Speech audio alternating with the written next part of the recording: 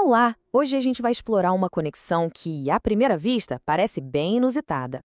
Como é que a filosofia lá da Grécia Antiga, de mais de 2000 anos atrás, serve como verdadeiro alicerce para a ética de um engenheiro civil hoje em dia? Pois é, não é só sobre concreto e aço, é sobre verdade e responsabilidade. Então, vamos lá. A pergunta pode soar meio estranha, né? O que Platão tem a ver com um canteiro de obras? Mas a resposta, olha, está bem no coração do que significa ser um profissional ético e de excelência. A gente vai descobrir como um dilema filosófico super antigo se aplica e muito aos desafios da engenharia de hoje. Porque, pensa bem, antes de qualquer cálculo estrutural, antes de qualquer viga, existe uma fundação muito mais profunda que é a ética. A engenharia não é só uma ciência exata, de jeito nenhum. É uma prática que mexe diretamente com a vida das pessoas. E essa responsabilidade toda começa numa base filosófica bem sólida. E aqui está o pulo do gato. Do mesmo jeito que um filósofo busca a verdade sobre a existência, o engenheiro está sempre buscando a verdade técnica. É uma jornada para sair daquele perigoso eu acho que dá e chegar no eu sei, eu calculei. E essa busca pela verdade é exatamente o que nos conecta com Platão. Para a gente entender bem essa jornada, vamos usar uma das alegorias mais famosas da história, a Alegoria da Caverna, de Platão. Ela funciona como um mapa perfeito para a gente ver a evolução de um profissional, desde a ignorância até o conhecimento pleno. A história é bem simples, mas é poderosa. Imagina os prisioneiros que viveram a vida toda acorrentados, vendo só sombras numa parede. Para eles, aquilo é a única realidade que existe, até que um consegue escapar, sai para a luz do sol e vê o mundo de verdade. Aí ele entende que as sombras eram só imitações. E é essa jornada que a gente vai aplicar na engenharia. Mas tá, trazendo pro nosso universo. O que seriam essas sombras e o que seria essa luz? Como é que um engenheiro civil consegue escapar da sua própria caverna técnica? A distinção entre uma coisa e outra é basicamente a diferença entre o risco e a segurança. E aqui, a alegoria se encaixa que nem uma luva.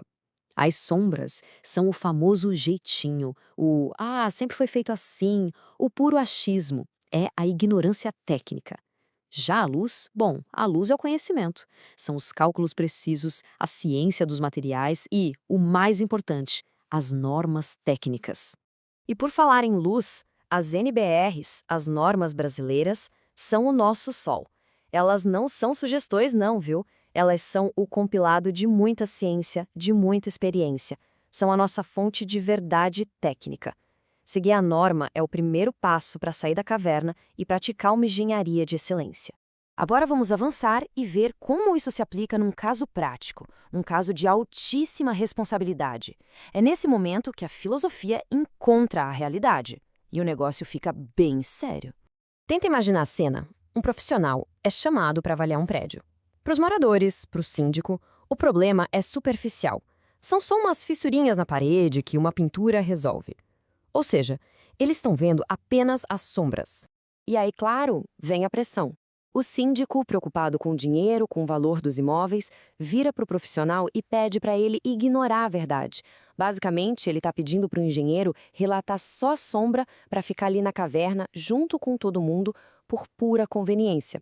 O que o engenheiro descobriu, na verdade, é o que a gente chama de vício oculto. É o problema real que está por trás da sombra na parede.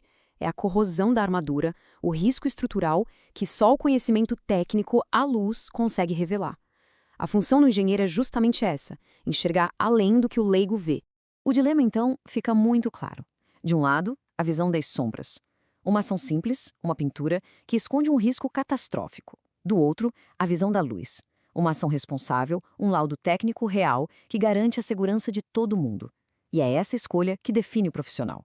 E isso nos leva à grande conclusão filosófica disso tudo. O que fazer quando se é a única pessoa que saiu da caverna e viu a verdade? A resposta é que o conhecimento gera uma responsabilidade da qual não dá para escapar. Para Platão, uma pessoa que conhece o que é certo, que conhece o bem, simplesmente não consegue agir de forma errada. Trazendo para a engenharia, um profissional que conhece um risco estrutural e não faz nada, comete uma falha ética gravíssima. O saber obriga a gente a agir corretamente. No Brasil, essa responsabilidade tem até um documento formal, a ART, a Anotação de Responsabilidade Técnica.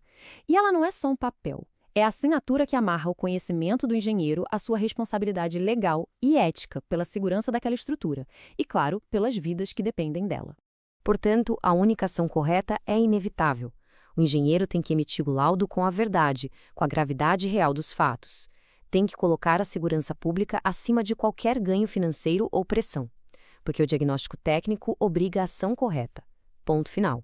No final das contas, essa é a verdadeira função social da engenharia.